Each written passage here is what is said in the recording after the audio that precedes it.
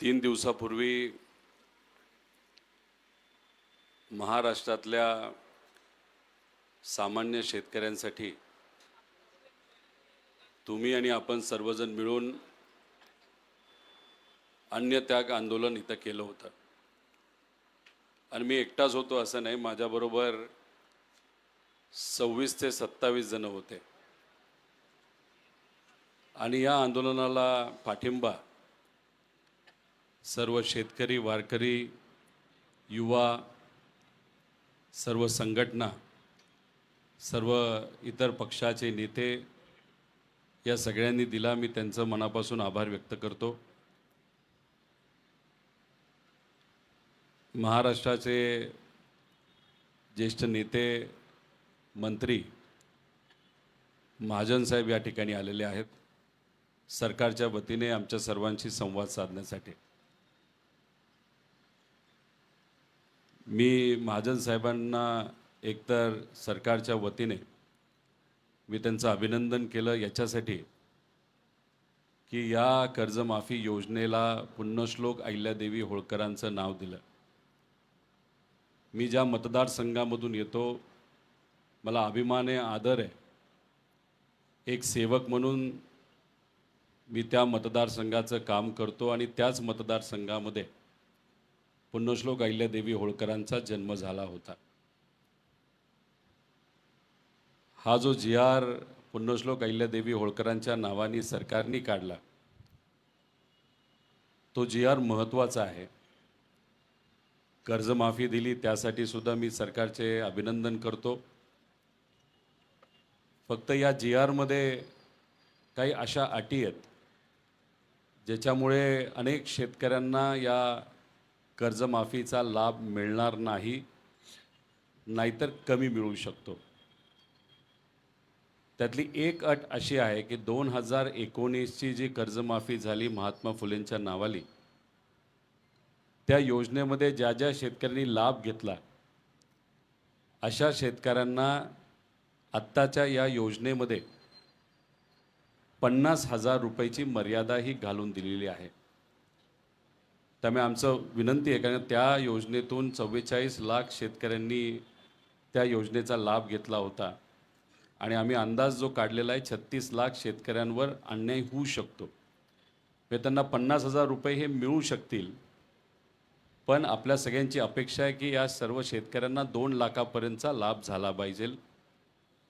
आणि OTS जी योजना आहे, याच पुण्यश्लोक अहिल्यादेवी होळकरांची ही जी योजना या सरकारने काढलेली, त्याच्यामध्ये OTSचा जो मुद्दा आहे, समजा कोणाचं 2 लाख जे कर्ज आहे ते थकीत असेल तर त्याला 1.5 लाख भरावे लागतील, मग 50,000 मिळणार. 3 लाख थकीत असतील तर 2.5 लाख भरायचे, मग 50,000 मिळणार.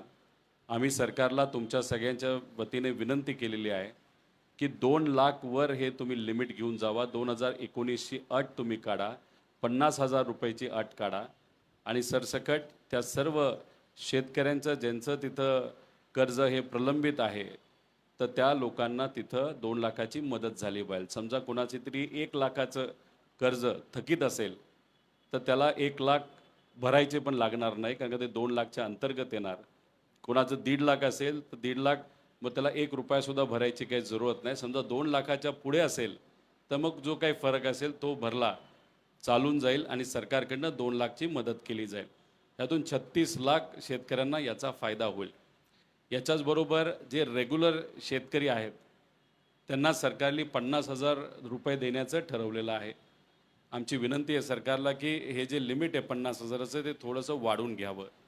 आणि याच्यातच आपण जर बघितलं तर त्यांनी एक अट टाकली आहे, कंटिन्युअसली म्हणजे सातत्याने 2 वर्ष या शेतकऱ्यांचं जे कर्ज आहे ते रेग्युलर पाहिजे. आणि त्यात दुसरी अट अशी आहे की 25-26 आणि 26-27, 26-27 हे वर्ष संपलेलं नाही, म्हणजे आपल्या शेतकऱ्यांना वर्षभर थांबावं लागणार आहे या योजनेचा लाभ घ्यायला. त्यामुळे सरकारला महाजन साहेबांच्या माध्यमातून आपण विनंती केलेली आहे, ही अटसुद्धा काढण्यात यावी, जेणेकरून अधिकचे 14 लाख शेतकऱ्यांना याचा फायदा होणार आहे. त्यामुळे या 2 प्रमुख आपल्या मागण्या आहेत ज्या सरकारसमोर या योजनेच्या अंतर्गत आपण ठेवलेल्या आहेत.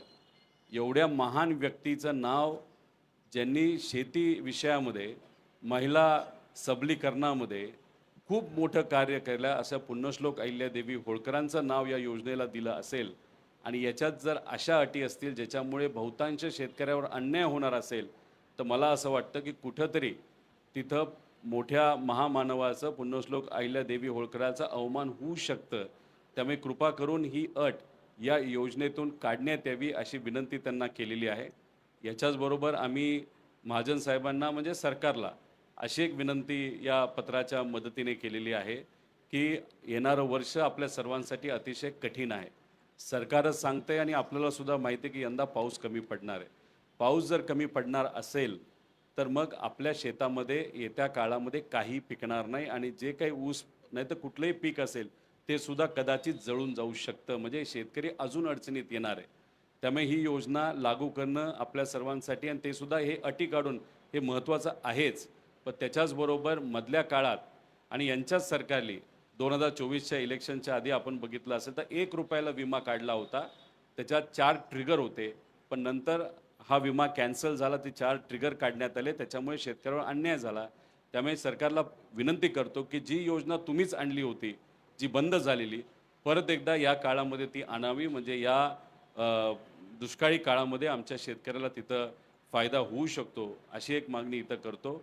आणि लवकरात लवकर ही जी काही अटी काढून जी योजना तुम्ही आणलेली आहे त्यातून जे काही कर्ज माफ होईल ते पुनर्गठन तुम्ही करा आणि आमच्या शेतकऱ्याला लगेच नवीन कर्ज तिथं कसं मिळेल यासाठी आपण प्रयत्न करावे अशी विनंती मी सरकारला इथं केलेली आहे. आणि त्याच्याचबरोबर या पवित्र भूमीमध्ये इथं करोडो वारकरी इथं येत असतात आणि वारकरी म्हणजे खऱ्या अर्थाने शेतकरी असतो आणि शेतकरी इथं मोठ्या संख्येने येत असेल आणि याच पवित्र भूमीमध्ये विठोबरायांचे चरणी हे आंदोलन आपण केलं आणि कुठल्याही परिस्थितीमध्ये याच्यात राजकारण नव्हतं. कुठेही आपण आपल्या पक्षाचे चिन्ह वापरले नाही. जो कोणी इथं मान्यवर आला त्यांनी ओपन न बोलवता त्या ठिकाणी पाठिंबा दिला शेतकऱ्यांच्यासाठी. त्यामुळे अराजकीय आंदोलन इथं झालं. त्यासाठी महाजन साहेब इथं आले.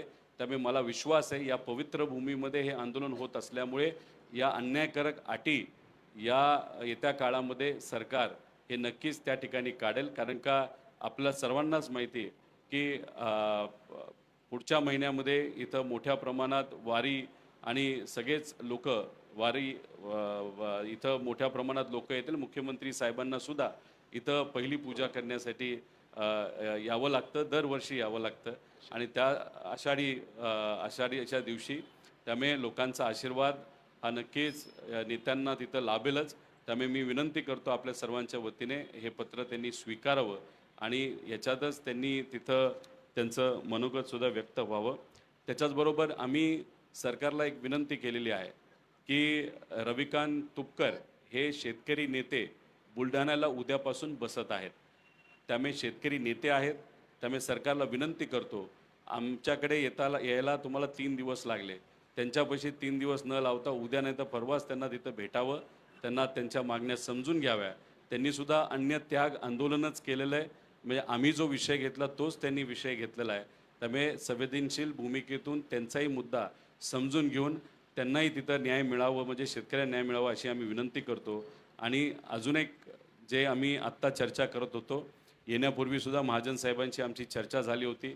साहेबांचं मत आलं की सरकार पॉझिटिव्ह आहे. सरकार शेतकऱ्याला न्याय देण्याचा विचार करत आहे आणि नक्कीच हे ज्या काही अटी आहेत त्या अटीमध्ये आपल्याला काय करता येईल हे कमिटीकडे आपल्याला जावं लागेल. आणि मग फोनवर ही चर्चा झाल्यानंतर आज ते इथं आले, आत्ता इथं आले आणि आत्ता त्यांनी तीच गोष्ट सांगितली. माझ्यासमोर, तुमच्यासमोर मुख्यमंत्री साहेबांशी सुद्धा त्यांचं संभाषण झालेलं आहे. ते काय झालं हे स्वतः त्या ठिकाणी आपल्या सर्वांना सांगतील. पण आम्ही त्यांना विनंती एवढीच केलेली आहे की जेव्हा केव्हा मुख्यमंत्री साहेब या विषयाच्या बाबतीत आणि पॉझिटिव्हली सकारात्मक शेतकऱ्याच्या बाजूली आमच्या ज्या मागण्या त्या मान्य करून निर्णय घेण्यासाठी जी काही समिती आपल्याला करावी लागेल, समितीपेक्षा जे काही तिथं शिष्टमंडळ हे असेल त्याच्यामध्ये आम्ही शेतकऱ्याची मुलं असलो तरी आमच्यापेक्षा असे अनेक लोक आहेत जे अनुभवी आहेत शेतकरी विषयाच्या बाबतीत. त्यात राजू शेट्टी साहेब जे इथं आले होते, त्याच्याबरोबर अजित नवले साहेब इथं येऊन गेले होते. रविकांतजी तुपकर उद्या आंदोलन करत आहेत. जयंतजी पाटील शेकापचे ते इथं येऊन गेले. शशिकांतजी शिंदेसाहेब असतील व तसंच हर्षवर्धन सपकाळ जे उद्या इथं आपल्याला भेटण्यासाठी येणार आहेत, अशा सर्व नेत्यांना घेऊन आम्ही मुख्यमंत्री साहेबांच्या वेळेनुसार आमच्या या शेतकऱ्यांच्या वतीने या सगळ्या मागण्या तिथं आम्ही मांडणार आहोत, ती विनंती करणार आहोत आणि ह्या सगळ्या गोष्टी आम्ही महाजन साहेबांसमोर इथं मांडलेल्या आहेत, बोललेल्या आहेत. ते आपल्या सर्वांना इथं नक्कीच संबोधित करतील. फक्त महाजन साहेबांना एकच खंत व्यक्त करायची आहे की आम्ही इथं शेतकऱ्याचं आंदोलन करत असताना बऱ्याच नेत्यांनी आमच्याबद्दल बरंच काय बोलून गेले. म्हणजे सोन्याचा चमचा. माझं म्हणणं आहे की कुठल्या परिवारामध्ये जन्मायचं हे कोणाच्याच हातात नसतं. ज्या परिवारामध्ये मी जन्मलो त्याचा अभिमान हा मला आहेच. पण विषय एवढाच आहे की ठीक आहे, सोन्याचा चमचा घेऊन मी जन्मलो असलो, खरी गोष्ट सांगायला गेलो तर माझं काय संघर्ष आहे हा वेगळाच आहे. पण सोन्याचा चमचा घेऊन जन्मलो असलो तरी आत्ता भूमिका म्हणजे घरी सगळं नीट असताना सामान्य लोकांसाठी प्रामाणिकपणे भूमिका घेणं पण तितकंच महत्त्वाचं असतं आणि ती भूमिका घेणं हे संतांनी आम्हाला सांगितलेलं आहे. भगवान गौतम बुद्धांनी सांगितलेलं आहे, शिवशाहू फुले आंबेडकरांच्या विचारांनी सांगितलेलं आहे आणि त्याच अनुषंगाने एका मोठ्या परिवारातला असलो तरी सामान्य शेतकऱ्यांसाठी एक आंदोलन इथं आम्ही प्रामाणिकपणे करत होतो आणि तेच आंदोलन इथं केलं आणि आमचा आवाज हा तुमच्यापर्यंत त्या ठिकाणी पोचला असेलच आणि कदाचित राजकीय दृष्टिकोनातून या आंदोलनाकडे बघितलं असल्यामुळे तुम्हीसुद्धा आमच्याबद्दल काहीतरी बोलला असावात. पण माझं एवढंच मत आहे की जेव्हा तुम्ही एका पदावर असता त्या पदाचा मान ठेवला पाहिजे, कारण त्या पदाच्या माध्यमातून तुम्ही सामान्य लोकांना न्याय देऊ शकता आणि ते तुम्ही द्याल ह्या मागण्या बघून असा विश्वास आहे मुख्यमंत्री साहेबसुद्धा देतील. त्यामुळे जे काही तुम्ही मला बोलला असाल ते व्यक्तिगत आहे असं मी समजून बाजूला सरकवतो. त्या वादामध्ये गरिबाचं नुकसान होऊन आम्ही देणार नाही. त्यामुळे आपण ही भूमिका मांडावी आणि त्या ठिकाणी सरकारकडनं आपण काय करणार आहोत हे आमच्या शेतकऱ्याला तिथं सांगावं अशी विनंती करतो. धन्यवाद. रामकृष्ण हरी.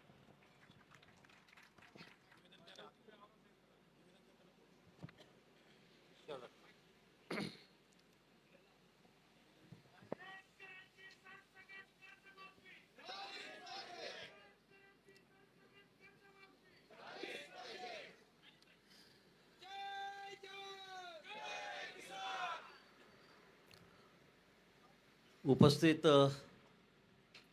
आमदार, माजी आमदार, सर्व पदाधिकारी, बंधू आणि भगिनींनो, माननीय आमदार रोहित पवार हे गेल्या 3 दिवसापासून या ठिकाणी अन्नत्याग करून उपोषणाला बसलेले आहेत. खरं म्हणजे मी दादांचं माझं सकाळी बोलणं झालं, मला फोन आला आणि त्यानंतर मी दादांना विचारलं की दादा तुम्हाला हा सल्ला कोणी दिला, कारण मी कापसासाठी 11 दिवस उपोषणाला बसलेलो होतो जळगावला. आपल्याला कल्पना असेल ते 10-10 हजार लोक सकाळ संध्याकाळ रात्र झोपायला सुद्धा तिथे झोपायचे लोक. त्यावेळेला तो इतका गहन प्रश्न होता की कापसाला 6,000 रुपये भाव द्या म्हणून मी उपोषण केलं. खूप गर्दी असायची. देवकरप्पा आपल्या मंत्रिमंडळामध्ये होते, जळगावचेच होते. त्यांचं घर 500 फुटावरच होतं जिथे मी उपोषणाला बसलो. ते रोज ये जा करायचे पण माझ्याकडे बघतही नव्हते. मला असं वाटलं एखाद दिवशी तरी येतील, माझं उपोषण सोडवतील, काहीतरी आश्वासन देतील, पण एकही दिवस ते आले नाही. 5व्या-7व्या दिवशी मी त्यांना निरोप पाठवला, कार्यकर्त्यांना पाठवलं आणि म्हटलं बाबा त्यांना विचारा आपणना की आपले चांगले संबंध आहेत, मला एकदा विचारा तर माझं उपोषण तर सोडा, काही आश्वासन तर द्या, वरती बोला. पण त्यांनी सांगितलं, मला वरतून सांगितलं आहे की अजिबात तिकडे बघायचं सुद्धा नाही, त्याला जितक्या दिवस बसायचं असेल तितके दिवस बसू द्या. आता सांगायला मला हरकत नाही, अजितदारांचा कडक निरोप त्यांना होता की तिकडे बघायचंच नाही त्याच्याकडे, गिरीशकडे, त्याला बसू द्या तिकडे काय उपोषणाला बसायचं असेल तर. आणि असं माझं 11 दिवस उपोषण चाललं. शेवटी मुंडेसाहेब आलेत, देवेंद्रजी आले, मुनगंटीवारची मित्र त्यावेळेला होते, सगळे आम्ही आमची टीम होती, सगळे त्या ठिकाणी आलेत आणि मग त्यावेळेला ते उपोषण त्या ठिकाणी माझं सुटलं. आणि म्हणून मी म्हटलं की उपोषणाच्या भानगडीत पडायचंच नाही. आपलं काय मार्ग असेल सलक्षीर, आपण आमदार आहोत, आपण विधिमंडळात मांडू शकतो. कर्जमाफी झाल्यानंतर खरं म्हणजे मी दादांना म्हटलं की तुम्ही एक पत्र द्यायचं नसेल मुख्यमंत्री महोदयांना लगेच 2-4 दिवसामध्ये की साहेब मला वेळ द्या, हे जरा थोडंसं मला चुकीचं वाटतं आहे, माझ्या काही याच्यामध्ये सूचना आहे. आपण सांगितलं असतं साहेबांनी वेळ दिला असता, म्हणजे उपोषणाची वेळ आपल्यावर आली नसती आणि यातून मार्ग लवकर निघाला असता. पण आपण तसं न करता इतर उपोषणाचा मार्ग स्वीकारला. ठीक आहे, तर आपल्याला वाटलं आपण त्या ठिकाणी बसलेला आहात. पण आता या संदर्भामध्ये काहीतरी मार्ग निघाला पाहिजे. आपल्याला माहीत आहे 17मध्ये देवेंद्रजी मुख्यमंत्री असताना आम्ही त्यावेळेला कर्जमाफी केली होती.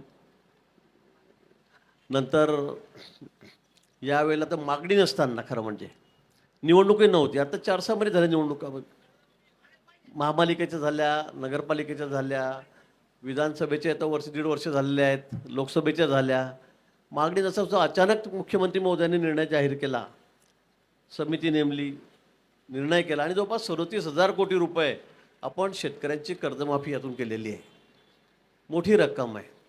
ठीक आहे, आपलं काही त्या बाबतीत वेगळं म्हणणं असेल आम्ही समजू शकतो, पण याच्यामध्ये मित्राचे CEO प्रवीण परदेशी यांच्या अध्यक्षतेखाली 5-6 सगळे सेक्रेटरी आहेत प्रमुख खात्यांचे, त्या समितीत होते.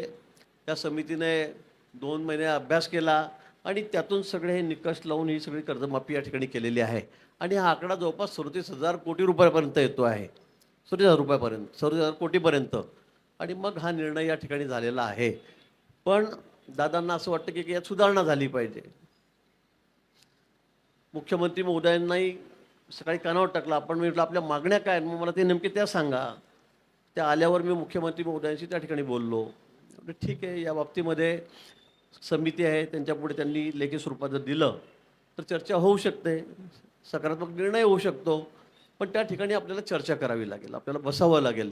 इथे बसून असा तडकाफडकी निर्णय होणार नाही की झालं दिलं, असं होणार नाही. शासन आपल्याला कल्पना आहे अतिशय सकारात्मक आहे शेतकऱ्यांच्या बाबतीमध्ये.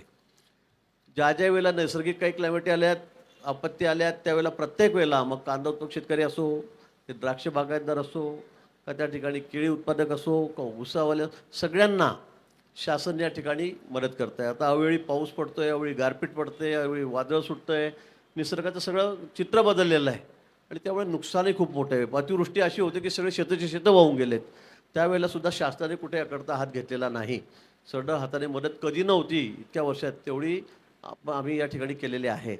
पण आता शेतकरी अडचणीत आहे, ही वस्तुस्थिती आहे आणि म्हणून शासनानेही हा निर्णय घेतलेला आहे. पण या उपरही आपल्याला असं वाटत असेल की यात काही सुधारणा झाली पाहिजे की त्यामुळे शेतकऱ्याचा अधिक फायदा होईल, तर या बाबतीत मला असं वाटतं की आपण मुंबईला यावं. 22 पासून अधिवेशन आहे. आपल्या म्हणण्याप्रमाणे मी सांगेल की आपण अधिवेशनाच्या आधी या ठिकाणी बैठक घेऊ. त्या जे CEO आहेत मित्राचे प्रवीण परदेशी त्यांना बोलवू, सेक्रेटरी आहेत सगळे, त्यातले जे सदस्य आहेत मेंबर त्यांना आपण त्या ठिकाणी बोलवू, आपण त्याच्याशी चर्चा करू. आपली त्या भूमिका समजून सांगा. CM साहेब आहे, CM साहेबांनी सांगितलं आहे मला 22 तारखेच्या आत या ठिकाणी आपण बैठक घेऊ आणि याच्यावर काय असेल, जे योग्य असेल तो तोडगा निश्चित याच्यामध्ये काढू, सकारात्मक निर्णय या ठिकाणी करू, असं CM साहेबही मला म्हणलेले आहेत. आपण पटवून द्या की असं केल्याने असं होईल, तसं केल्याने तसं होईल, कारण हे खूप चर्चा करून हा निर्णय झालेला आहे. पण तरीही आपल्याला वाटत असेल तर मला वाटतं आपण 22च्या आधी अधिवेशन सुरू होणार आहे, तर 22च्या आधी आपण याच्यामध्ये बसून या ठिकाणी चर्चा करू. शेवटी CM साहेब जो निर्णय घेतील तो आपल्या सगळ्यांना मान्य असेल आणि यातून मला वाटतं मार्ग निघेल. उपोषणाला बसून अजून 5 दिवस बसले, 7 दिवस बसले, 8 दिवस बसले, असा मार्ग निघणार नाही. तब्येतीला आपण जपलं पाहिजे, कारण आपल्याला माहिती आहे उपोषण करून काय काय त्याचे परिणाम होतात ते मी भोगलेले आहे. त्यामुळे मलाही वाटतं की आता आपण फार जास्त वेळ या ठिकाणी न बसता आपण आज उपोषण सोडावं. आपल्यासमोरच मी या ठिकाणी चर्चाही केलेली आहे आणि त्यामुळे 22 तारखेच्या त्या संदर्भामध्ये आपण एक सविस्तर बैठक घेऊ आणि त्यामध्ये काय असेल तो योग्य निर्णय करू. आणि म्हणून माझी आपल्याला या निमित्ताने विनंती आहे की आपण आता उपोषण सोडावं. आता मी जसं सुरुवातच केली होती, कर्जमाफी जाहीर झाली त्याचं, त्या सरकारचं आम्ही अभिनंदनच करतो. आकडा 36-37 हजार जो आहे कोटी, तोही योग्यच आहे. फक्त या 2 अटी असल्यामुळे खरी कर्जमाफी ही कुठेतरी 13,000 कोटीपर्यंत जाऊ शकते. त्यामुळे या 2 अटी काढल्या तर 37,000 कोटी रुपये जे सरकारने मान्य केलेलं आहे की द्यायचं आहे, त्याच्यामध्ये आपल्या सर्व शेतकऱ्यांना न्याय मिळू शकतो, अशी आमची भूमिका आहे. मला फक्त सगळ्या शेतकरी बांधवांना एवढंच विचारायचं आहे खरं, कारण का तुम्ही आणि माझे सगळे माझ्याबरोबर बसलेले जे सर्व इथे असणारे आंदोलन करणारे 26-27 जण आहेत, हे बघा, हे आंदोलन कुठे राजकीय नव्हतं. इथं आपण शेतकऱ्यासाठी बसलो होतो आणि शेवटी निर्णय हा सरकारकडे असतो. मुख्यमंत्री साहेबांशी आत्ता पण बोलणं झालं, काल कृषी मंत्री साहेब दोनदा बोलले, महाजन साहेब सकाळी बोलले, आत्ता आपल्यासमोर तुमच्या माझ्यासमोर मुख्यमंत्री साहेबांचं बोलणं झालं आहे. राजकीय दृष्टिकोनातून याला अजून ओढायचं असेल तर कदाचित काही राजकीय विश्लेषक आम्हाला सांगतील की चला अजून ओढा, पण मला असं वाटतं की याच्यात जर फाटलं तर शेतकऱ्याचं नुकसान होईल. त्यामुळे आत्ता जर सरकारकडनं अशी भूमिका असेल म्हणजे अधिवेशनच्या आधी, कारण तुम्हालाही माहिती आहे अधिवेशनमध्ये आम्ही काही गप्प बसत नसतो आणि अधिवेशन झालं तरी गप्प बसणार नाही. शेवटी आषाढीला इथं सर्व मोठ्या नेत्यांना या पवित्र भूमीमध्ये यावंच लागते, हे त्यांनाही आणि आपल्या सगळ्यांना माहिती आहे. त्यामुळे शेतकऱ्यावर अन्याय करून तसं कुणीच सेफ राहू शकत नाही, सुखरूप राहू शकत नाही राजकीय दृष्टिकोनातून, हे सगळ्यांनाच माहिती आहे. त्यामुळे मी आपल्या सर्वांना विचारतो की जर मुख्यमंत्री साहेब म्हणत असतील अधिवेशनाच्या आधी आपण बसूया, चर्चा करूया, जे कोणी आपल्या कमिटीमध्ये नाहीतर आपल्या बरोबर चर्चेसाठी येणार आहेत त्यांच्याबरोबर आम्ही चर्चा करू. परदेशी साहेब जे त्या कमिटीचे प्रमुख आहे, ज्यांनी हा निर्णय घेतला आहे GRचा, ते तिथं असतील, सेक्रेटरी तिथं असतील आणि हे अधिवेशनच्या आधी होतं आहे. मग मला असं वाटतं की नक्कीच याच्यातून काहीतरी नाही म्हणजे आम्ही तिथं भांडणारच आहे की हे दोन्ही अटी तिथं काढल्याच गेल्या पाहिजे. आणि तुम्हाला माहिती आहे आम्ही भांडायला लागलो तर रस्त्यावर सुद्धा भांडतो आणि अधिवेशनामध्ये सुद्धा भांडतो. मग सरकारने हे जे प्रपोजल दिलेलं आहे आता, कारण 30 तारखेपर्यंत ते कर्जमाफी इम्प्लिमेंट करणार आहे, म्हणजे ते लागू करणार आहेत, कारवाई होणार आहे. त्यामुळे 30 जूनपर्यंत ते लागूच करणार असतील, त्याच्या आधी ही बैठक होईल. त्यामुळे हे जे काही बदल आहेत आपलं 30 जूनच्या आधी तिथं आपल्याला बदल करता येतील आणि 22च्या आधीच आपली बैठक होणार आहे. त्यामुळे सरकारला आग्रह करतो की काही झालं तरी तुम्ही आमच्या मागण्या मान्य करा, शेतकऱ्याच्या वतीने आम्ही विनंती करतोय. आणि मी इथं असणाऱ्या सर्व शेतकऱ्यांना आणि आंदोलनकर्त्यांना विनंती करतो, नाही तर मी त्यांना विचारतो की जर सरकार या बाबतीत मीटिंग घ्यायला तयार असेल आणि अजून थोडासा वेळ आपल्याकडे असेल तर मग आपण चर्चेला मुख्यमंत्री साहेबांकडे जायचं का? आणि जात असताना तुम्ही जर यादी बघितली असेल, याच्यामध्ये आपण राजू शेट्टी साहेबांना सुद्धा विनंती करणार आहे, त्याच्यामध्ये आपण अजित नवले साहेबांना सुद्धा विनंती करणार आहे, शशिकांत शिंदे साहेब असतील, हर्षवर्धन सपकाळ साहेब असतील, शिवसेनेचे कुणीतरी नेते असतील, आपण तापकीर साहेबांना सुद्धा तिथं, तुपकर साहेबांना सुद्धा विनंती तिथं करणार आहोत, चटाप साहेबांना सुद्धा विनंती करणार आहोत. म्हणजे हे काही आपण फक्त एका पक्षाचे लोकांना घेऊन जात नाही, जे लोक इथं आले त्यांनी पाठिंबा दिला त्यांना सुद्धा आपण, आणि जयंत पाटील शेकाप यांना सुद्धा आपण विनंती करणार आहोत. महादेव जानकर साहेब स्वतः इथं आले, ते सुद्धा या कमिटीमध्ये असतील आमच्याबरोबर आणि साहेब नक्कीच ते मान्य करतील, कारण शेतकरी नेते हे सगळे. आणि मग आम्ही जाऊन चर्चा करू आणि मग आपण अधिवेशनाच्या 1 दिवस 2 दिवस आधी जेव्हा केव्हा वेळ मुख्यमंत्री साहेब देतील चर्चा होईल. त्यामुळे हे सर्व शेतकरी नेते आणि त्यात आमच्यासारखा एक कार्यकर्ता सुद्धा तिथं असेल. मग ती काय चर्चा होती, चर्चा झाल्या तुमच्यासमोर आम्ही मीडियाच्या समोर येऊन तिथं सांगू. चालेल का? चालणार आहे का?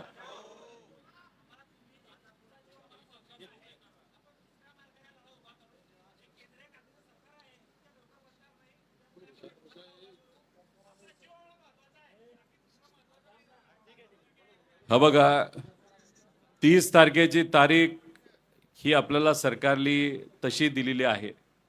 22च्या आधी ते बैठकीला तयार आहेत, बैठक होईल. आणि मी तुम्हाला सांगतो, जर सरकारला या योजनेचा कुठंच लाभ होणार नसेल राजकीय दृष्टिकोनातून सुद्धा आणि सामाजिक दृष्टिकोनातून सुद्धा, कारण का जर 36 लाख शेतकरी 55 लाख शेतकऱ्यांपैकी बाजूला राहत असतील, नाही तर त्यांना 2 लाखाऐवजी 50,000 मिळणार असेल तर हे सरकारला सुद्धा परवडणारं नाही.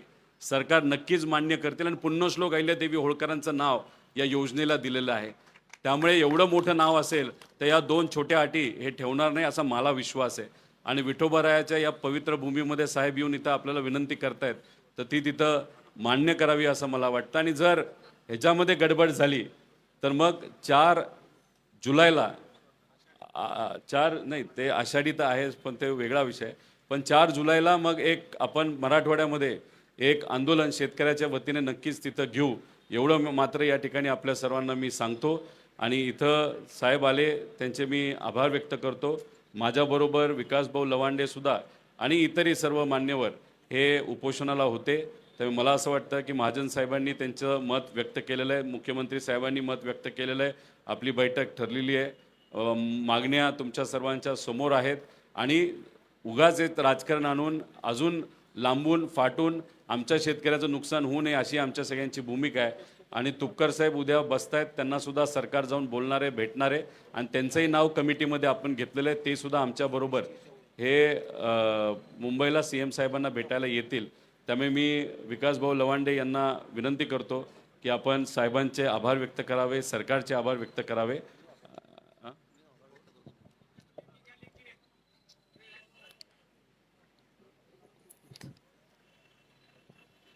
दादांनी सुद्धा सकारात्मकता दाखवली या ठिकाणी आणि मी त्यांचे आभार मानेल.